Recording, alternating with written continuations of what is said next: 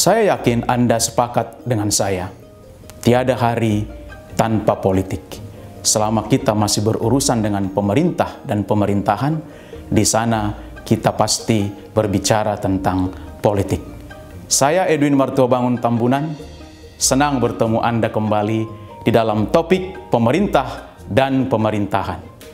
Kali ini kita akan membicarakan apa yang dimaksud dengan pemerintah dan pemerintahan, apa perbedaan di antara keduanya. Kita akan telusuri bentuk-bentuk pemerintahan, juga fungsi-fungsi negara yang dijalankan oleh pemerintahan. Acap kali kita menggunakan pemerintah dan pemerintahan untuk hal yang sama. Padahal kedua istilah ini memiliki makna yang berbeda. Pemerintah digunakan untuk menyebut aparat yang menyelenggarakan tugas dan kewenangan negara. Sedangkan pemerintahan bermakna tugas dan kewenangan membuat dan melaksanakan keputusan politik untuk mencapai tujuan masyarakat membentuk negara. Dengan kata lain, pemerintahan adalah segala kegiatan yang berhubungan dengan fungsi negara. Kita juga harus bisa membedakan dua macam pengertian pemerintahan. Sebagian orang memahaminya secara luas dengan mengartikan pemerintahan itu sebagai segala kegiatan yang berhubungan dengan seluruh fungsi negara, baik itu fungsi legislatif, eksekutif, dan yudikatif.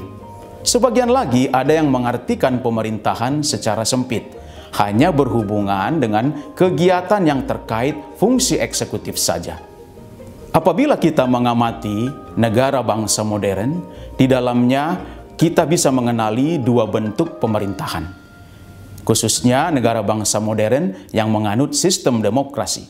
Di dalam negara semacam ini, kita bisa menyaksikan pemerintahan yang berbentuk parlementer, atau negara bangsa itu memilih pemerintahan yang berbentuk presidensial. Di dalam pemerintahan yang berbentuk parlementer, atau kita sebut pemerintahan parlemen, kita bisa menemukan sejumlah karakteristik. Di dalam negara bangsa yang menganut pemerintahan parlementer, parlemen menjadi satu-satunya badan yang dipilih langsung oleh rakyat. Parlemen yang dipilih oleh rakyat ini memilih pemimpin kabinet, atau kita sering dengar dengan istilah Perdana Menteri. Kemudian Perdana Menteri ini memilih anggota kabinet dan bersama-sama dengan anggota kabinet ini secara keseluruhan membentuk fungsi eksekutif.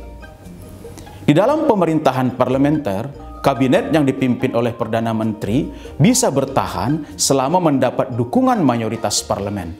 Apabila anggota parlemen yang dipilih oleh rakyat itu tidak meyakini bahwa kebijakan yang diambil oleh kabinet akan memberi manfaat atau maslahat bersama, maka mereka bisa saja mengajukan mosi tidak percaya yang berujung dengan berakhirnya kabinet yang dipilih atau diangkat oleh Perdana Menteri yang terpilih sebelumnya.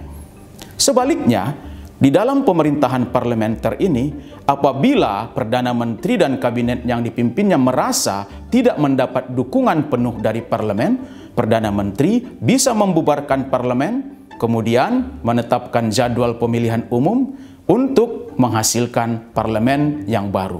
Dengan parlemen yang baru diharapkan nanti pemerintah yang terpilih memiliki legitimasi baru untuk menjalankan kekuasaan.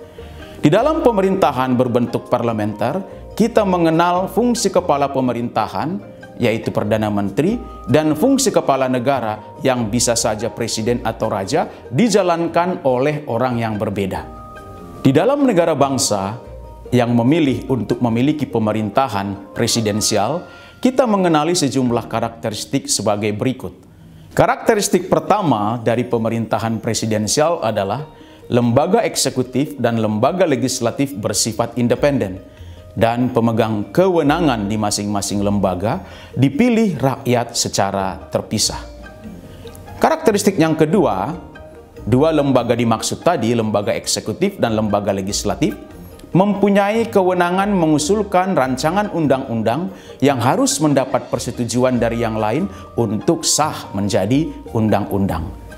Karakteristik yang ketiga adalah jabatan kepala pemerintahan dan kepala negara berada di satu tangan, yaitu presiden. Pelaksanaan fungsi negara oleh pemerintahan bisa berbentuk dua macam, pelaksanaan secara terpusat dan pelaksanaan secara terdistribusi. Apabila fungsi-fungsi negara itu dilaksanakan dan hanya berada di satu tangan, itu disebut pelaksanaan fungsi negara secara terpusat. Pelaksanaan fungsi negara semacam ini kita temukan di negara-negara otoriter. Pelaksanaan fungsi negara yang kedua kita kenal dengan pelaksanaan fungsi negara secara terdistribusi. Disebut terdistribusi karena fungsi-fungsi negara itu dibagikan atau dipegang oleh beberapa badan yang berbeda. Pelaksanaan fungsi negara secara terdistribusi bisa dibedakan lagi atas distribusi horizontal dan distribusi vertikal. Yang dimaksud dengan distribusi horizontal adalah fungsi-fungsi negara itu dijalankan badan-badan pemerintahan yang setara. Tetapi dalam konteks distribusi horizontal ini kita juga mengenal ada dua macam pelaksanaan fungsi negara. Pelaksanaan fungsi negara mengikuti pembagian atau division, atau yang kita kenal dengan istilah division of power. Di dalam pelaksanaan fungsi negara mengikuti karakteristik semacam ini, fungsi-fungsi negara itu terdistribusi kepada sejumlah badan. Badan-badan ini memiliki posisi sederajat, tapi di antara badan yang satu dengan badan yang lain terdapat hubungan fungsional yang jelas.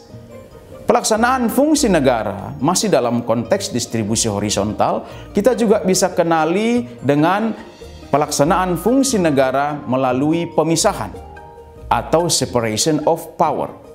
Di dalam konteks ini, fungsi-fungsi negara terdistribusi kepada sejumlah badan, tetapi badan-badan ini terpisah dan betul-betul berdiri sendiri. Mereka berhubungan satu sama lain hanya sebatas dalam konteks kontrol melalui mekanisme yang kita kenal dengan istilah check and balance. Selain pelaksanaan fungsi negara berdasarkan distribusi horizontal, kita juga mengenal pelaksanaan fungsi negara mengikuti distribusi vertikal, yaitu antara pemerintah lokal dengan pemerintah pusat. Di dalam negara serikat, kita mengenali distribusi vertikal ini antara pemerintah federal dan pemerintahan negara bagian. Pemerintahan federal mendapatkan sejumlah kedaulatan yang diserahkan secara penuh oleh negara-negara bagian. Sementara di negara kesatuan, distribusi vertikal itu berlangsung antara pemerintah pusat dan pemerintah daerah. Di dalam konteks negara kesatuan, kita mengenali tiga macam bentuk distribusi vertikal. Yang pertama, kita kenal dengan istilah sentralisasi, di mana pemerintah daerah hanya menjadi perpanjangan tangan pemerintah pusat. Istilah lainnya yang kita kenal terkait dengan distribusi vertikal dalam konteks negara kesatuan ini adalah dekonsentrasi. Di sini pemerintah daerah punya keleluasaan dalam pelaksanaan kewenangan pemerintah pusat sesuai dengan karakteristik daerahnya. Di dalam konteks pelaksanaan fungsi negara di dalam negara kesatuan, kita juga mengenali istilah desentralisasi. Di dalam desentralisasi ini, pemerintah memiliki kewenangan penuh mengatur daerah sesuai rincian kewenangan yang diserahkan pemerintah pusat. Tadi kita sudah membicarakan tentang fungsi-fungsi negara. Ketika fungsi-fungsi negara ini dijalankan oleh aparat pemerintah, maka dia menjadi fungsi-fungsi pemerintahan. Kita mengenal tiga macam fungsi pemerintahan. Yang pertama, fungsi pembuatan peraturan atau istilah asingnya rule making. Fungsi pembuatan peraturan ini dilaksanakan oleh badan-badan perwakilan rakyat atau sering kita kenal dengan istilah legislatif. Fungsi yang kedua adalah penerapan peraturan atau rule applications. Badan pemerintahan yang melaksanakan penerapan peraturan ini adalah pemerintah beserta kabinet dan birokrasi. Ketiga badan ini disebut dengan istilah lembaga eksekutif. Fungsi pemerintahan yang ketiga adalah penegakan peraturan atau rule adjudication. Fungsi ini dilaksanakan oleh lembaga-lembaga peradilan. Istilah lain untuk penegakan fungsi pemerintahan melalui lembaga peradilan ini adalah judikatif. Sekarang, mari kita telusuri satu persatu fungsi-fungsi pemerintahan yang dijalankan oleh badan-badan yang berbeda tadi. Kita awali dengan fungsi Badan Perwakilan Rakyat. Apa saja fungsi dari badan ini? Yang pertama, membuat undang-undang bersama eksekutif. Badan Perwakilan Rakyat juga berfungsi menyusun anggaran negara. Di samping dua hal tadi, Badan Perwakilan Rakyat juga memilih, menyetujui, atau mengusulkan pejabat negara sesuai konstitusi dan undang-undang. Untuk melaksanakan fungsi mereka ini dengan efektif, Badan Perwakilan Rakyat juga dilengkapi dengan sejumlah hak, seperti hak interpelasi dan hak angket. Fungsi pemerintahan yang kedua, yaitu rule applications atau penerapan aturan, dilaksanakan oleh badan-badan eksekutif. Siapa yang dimaksud dengan badan-badan eksekutif ini? Eksekutif mencakup kepala pemerintahan, kabinet, dan birokrasi. Karena kepala pemerintahan dan kabinet berubah-ubah sewaktu-waktu, maka diperlukan sebuah badan lain yang bisa melanjutkan kerja atau fungsi pemerintahan secara terus-menerus. Untuk itulah dibentuk badan yang disebut dengan birokrasi. Birokrasi adalah aparat yang menjalankan fungsi eksekutif secara berkelanjutan. Birokrasi berfungsi ganda. Ia membantu kepala pemerintahan dan kabinet di dalam hal menyediakan informasi ataupun sumber daya kepada pemerintah dalam membuat keputusan. Birokrasi juga membantu kepala pemerintahan dan kabinet di dalam hal melaksanakan keputusan yang dibuat dan dijabarkan oleh pemerintah. Fungsi kedua dari birokrasi menambah fungsi yang pertama tadi, yaitu membantu kepala pemerintahan dan kabinet, adalah fungsi melayani masyarakat. Birokrasi menjadi unit terdepan dari pemerintahan dalam berhubungan dengan masyarakat.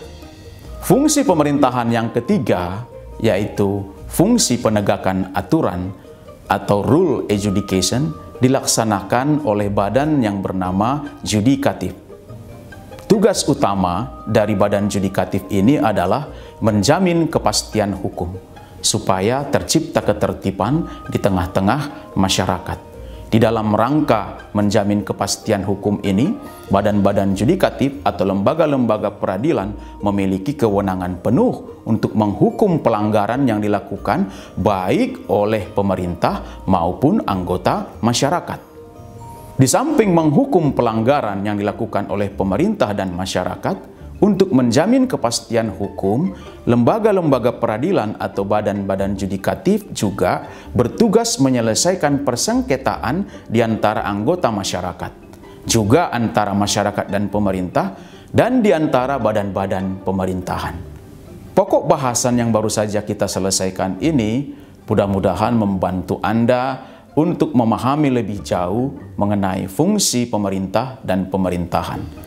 Dan tentu saja diharapkan dengan mengetahui lebih banyak, Anda juga bisa lebih kritis dan bisa mengetahui di mana kekurangan dan kelebihan dari pemerintah dan pemerintahan di negara mana Anda berada. Bersama saya, Edwin Martuabangun Tambunan, sampai bertemu di topik berikutnya.